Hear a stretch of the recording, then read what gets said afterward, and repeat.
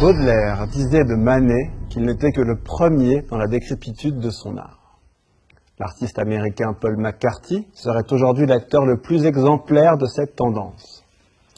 Mais en 1945, il reçoit une formation de peintre et obtient son diplôme à l'université de Southern California en 1973. Il pratique la performance et la vidéo durant ses études, manifestant un intérêt marqué pour l'action painting.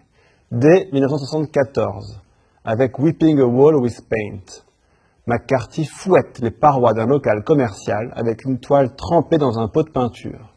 Il ne cessera dès lors de démolir la mythologie de l'expressionnisme abstrait en peignant avec différentes parties de son corps, enduites de différentes matières, de l'huile de moteur, puis de la nourriture, avec une nette prédilection pour le ketchup. The Painter, le peintre, réalisé en 1995, offre une synthèse de la campagne de démolition entreprise par Paul McCarthy depuis ses débuts. McCarthy y campe le personnage principal, celui de l'artiste. Portant une blouse médicale bleue et une perruque bouclée blonde, il est affublé de grosses oreilles, de grosses mains et d'un gros nez postiche. Le peintre est armé d'énormes pinceaux, de tubes de peinture et de matières biologiques. L'action se déroule dans l'atelier du peintre. La vidéo s'achève par une visite au studio de l'artiste, durant laquelle la qualité de son œuvre est évaluée selon des critères scatologiques plutôt qu'artistiques. Cette œuvre n'est que destruction. Destruction par sa forme, d'abord, qui est celle de la parodie portée à ses extrémités. La mise en scène et la prise de vue évoquent une émission télé grand public, autant par le décor que par la façon de parler, rappelant un cours de cuisine. Not too much. Not too much, grogne le peintre en versant une rasade de sauce brune genre barbecue dans une de ses mixtures picturales. La taille exagérée des pinceaux et des tubes, tout comme la façon d'être outrancière du peintre, font immédiatement penser qu'un joyeux jeu de massacre est en train d'avoir lieu. De fait, cette parodie est dévastatrice.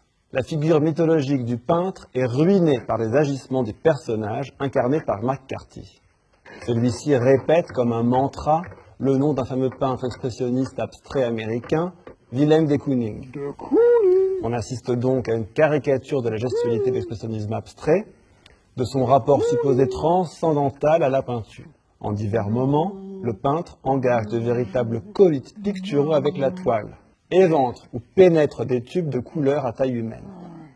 Ce peintre ne parle plus, il ne fait que marmonner, grogner, ronfler, gémir. Il se comporte comme un enfant capricieux et colérique, notamment chez sa galeriste, où il détruit une œuvre ressemblant aux toiles de l'artiste américain Frank Stella. Entre rires et pleurs, le peintre singe également Van Gogh, s'efforçant de se trancher un des doigts avec un couperet de boucher, tournant en dérision le mythe romantique de l'artiste maudit. Le monde de l'art en prend aussi pour son grade. Dans The Painter, la galeriste est dépeinte comme une personne malhonnête et vénale, tandis que les collectionneurs brillent par la vacuité de leur conversation, qui consiste essentiellement en un name dropping, une accumulation de patronymes artistiques de Richter à Rothko.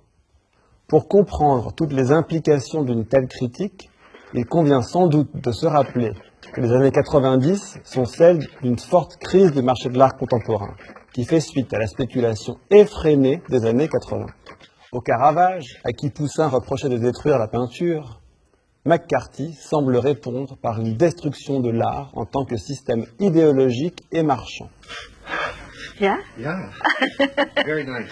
Oh, I thought you liked that. En 2014, Paul McCarthy a vu son œuvre Tree, immense sculpture qui joue de l'ambiguïté entre un sapin stylisé et un sextoy, abattue par des inconnus peu après son installation place Vendôme à Paris. Cet épisode montre combien les destructions symboliques opérées par l'art peuvent affecter les valeurs établies, au point de provoquer parfois en retour d'inacceptables destructions, bien réelles celles-là.